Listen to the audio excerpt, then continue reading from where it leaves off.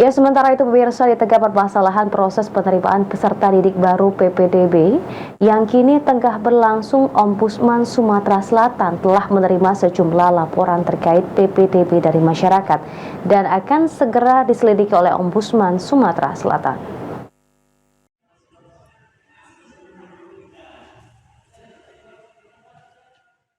Ombudsman RI Perwakilan Sumatera Selatan menerima sejumlah laporan dari masyarakat sejak pengumuman penerimaan peserta didik baru PPDB untuk tingkat SMA dan SMK. Selanjutnya, Ombudsman akan segera menindaklanjuti dan menyelidiki sejumlah laporan tersebut. Kepala Perwakilan Ombudsman Sumatera Selatan, Andrian Agustiansyah, mengatakan, masalah PPDB lazimnya masuk setelah proses pengumuman selesai. Namun kini Ombudsman telah menerima laporan-laporan dari masyarakat tentang PPDB tersebut.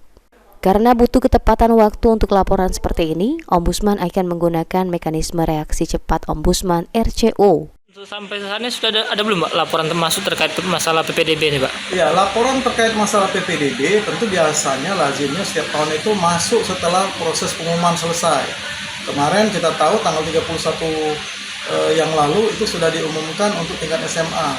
Dan mulai kemarin juga kami sudah mulai menerima laporan-laporan masyarakat terkait proses. Laporan dari masyarakat sangat diharapkan terkait PPDB agar Ombudsman memiliki data yang valid untuk segera melakukan tindak lanjut di lapangan. Ilham Wahyudi,